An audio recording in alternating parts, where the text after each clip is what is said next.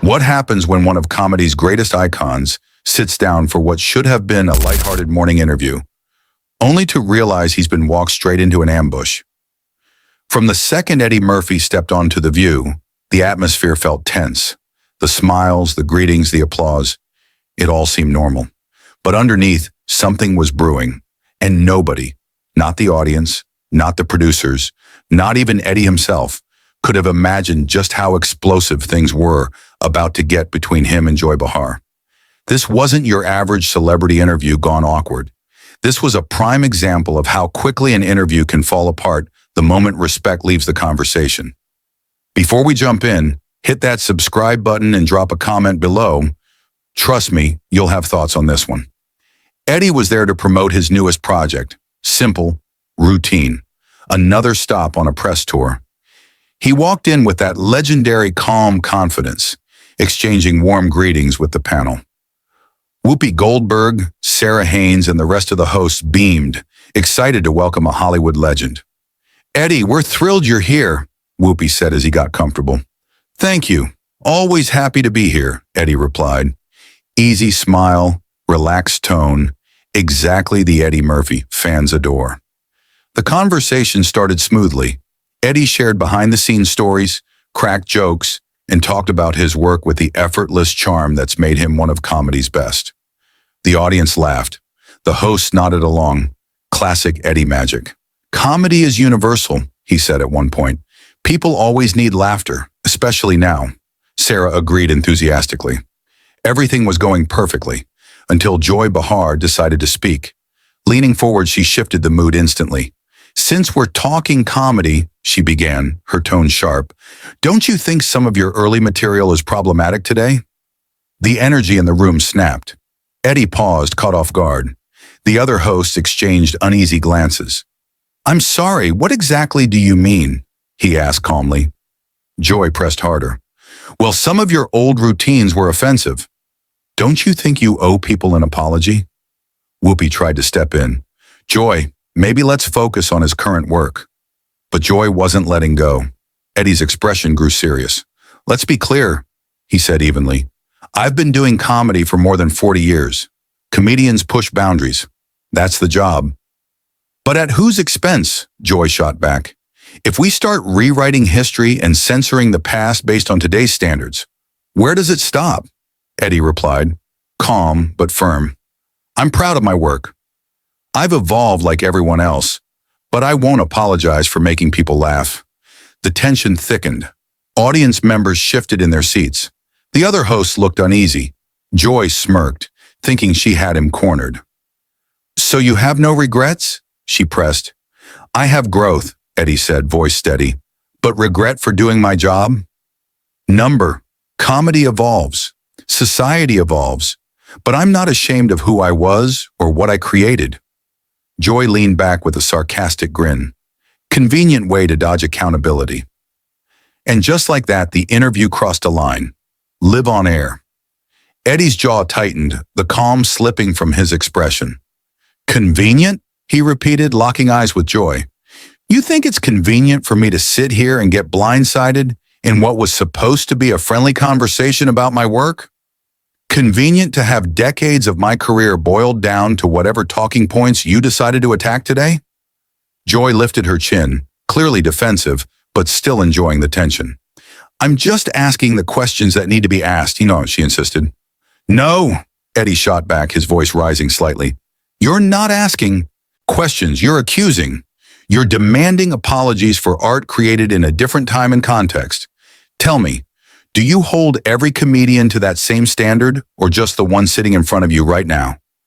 The air in the studio grew heavy. Sarah leaned forward, trying to calm things down. But Eddie wasn't finished. "Let me ask you something, Joy," he continued, turning toward her fully. "In your career, have you never made a joke that someone could find offensive today? Nothing that might be seen differently with time? Because if we're retroactively judging artists, that applies to everyone, doesn't it?" Joy's face flushed. The smugness faded, replaced with irritation. "That's not the same thing," she said. "I've never done the kind of material you have." Eddie raised an eyebrow. "Really? You've never joked about someone's looks, their beliefs, where they come from? Never said anything that might hurt somebody's feelings? Never pushed a boundary? Joy opened her mouth, but nothing came out. The silence was sharp. Whoopi tried to step in gently. Let's remember we're all here on the same team. No, Whoopi, Eddie said, shaking his head. This is the conversation. Because what's happening right now is exactly the kind of double standard that's hurting honest dialogue in this country. Double standards? Joy scoffed. Isn't that a little dramatic? Dramatic? Eddie let out a humorless laugh. Joy, you ambushed me on live television, demanded I apologize for my life's work, then tried to pretend it's some noble pursuit of truth. And now I'm dramatic for pointing out the hypocrisy? The room went silent.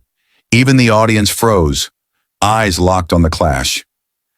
I didn't ambush you, Joy said, crossing her arms. I asked fair questions about accountability. Fair questions? Eddie's voice cut through the air. You came here with a predetermined narrative, and when I don't fit into it, you call it accountability. That's not interviewing. That's cornering. Sarah tried again. I think what we're really talking about is how artists can evolve while still valuing their past work. Eddie nodded toward her. Exactly. Growth isn't about erasing history. Growth is acknowledging the past and continuing to create honestly. Joy leaned forward again, refusing to back down. Authenticity doesn't excuse harm.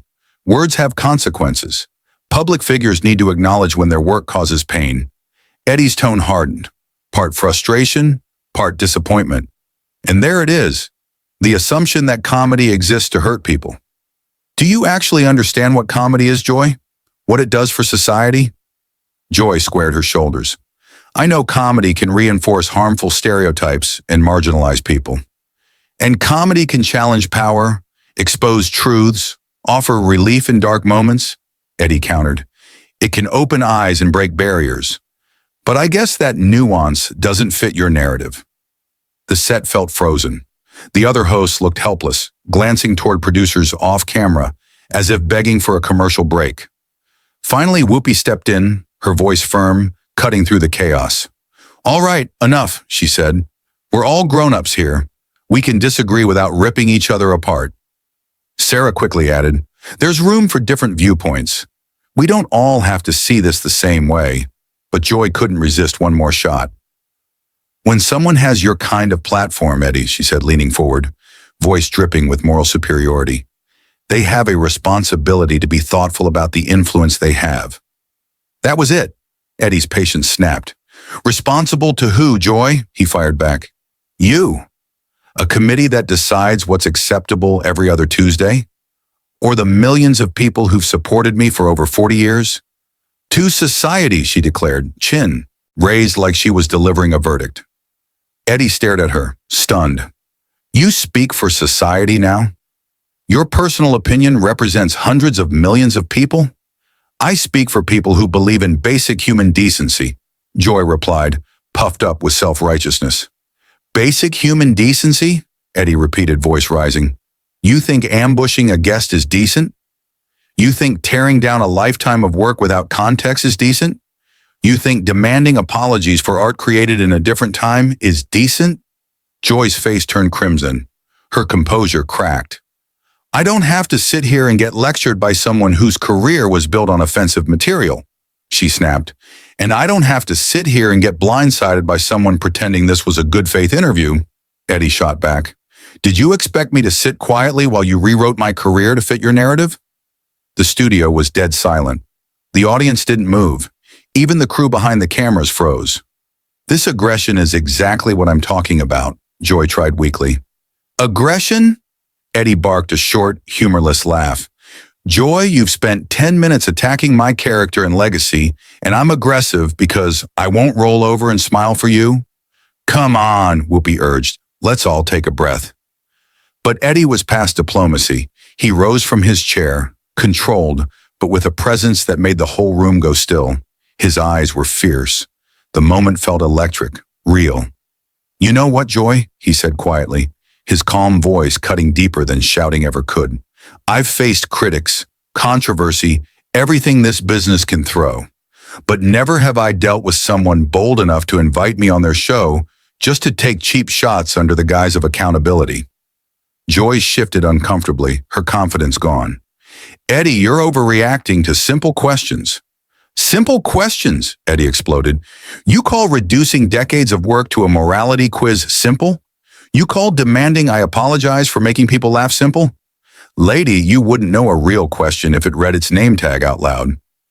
Producers were waving frantically off camera, but it was too late. The moment was too charged. I was trying to have a meaningful conversation about responsibility, Joy said, voice barely a whisper. A meaningful conversation? Eddie laughed bitterly. Joy, you wouldn't recognize meaningful conversation if it came with subtitles and a tutorial. You weren't seeking truth. You were hunting outrage. You thought I'd sit here and take it. Wrong man.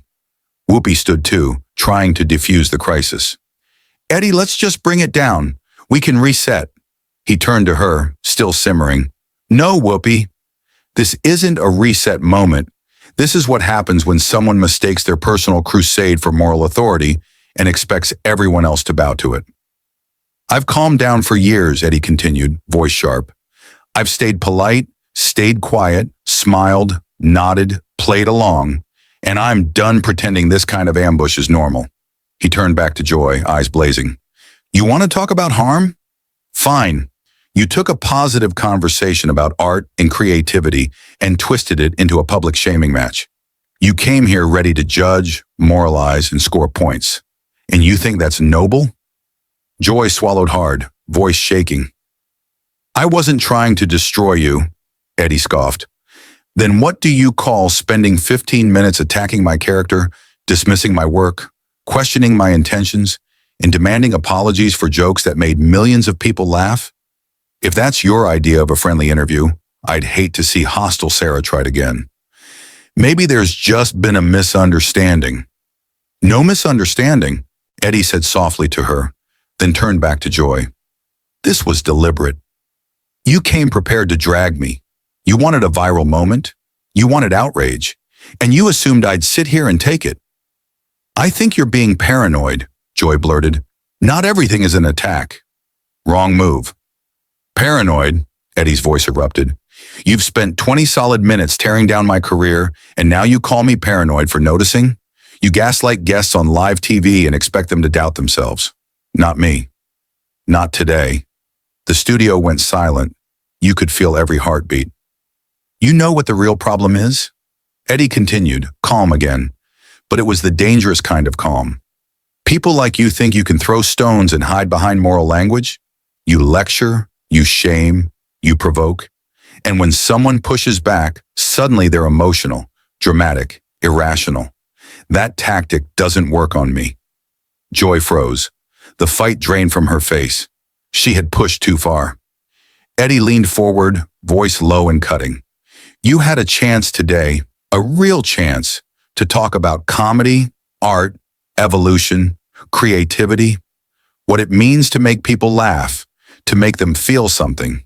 Instead, you chose politics and performative outrage. And you think that's integrity? He paused, then turned toward the camera for one final statement. His voice was steady, deadly quiet. What you did today isn't accountability. It's division dressed up as virtue, and that, more than any joke I've ever told, is what's truly offensive. The studio hung in stunned silence. Seconds felt like minutes. Whoopi finally cleared her throat. Well, she said, shaken, it has definitely been a passionate discussion. Eddie looked at her, disappointment clear in his eyes. It didn't need to be, but some people come to talk and some come to tear down. Without another word, he stood, adjusted his jacket, and walked off the set. No theatrics, no mic drop, just quiet dignity and 40 years of earned respect carried off camera. Joy sat frozen, humiliated. The host looked stunned. The audience didn't move. A legend had been provoked, and he didn't fold.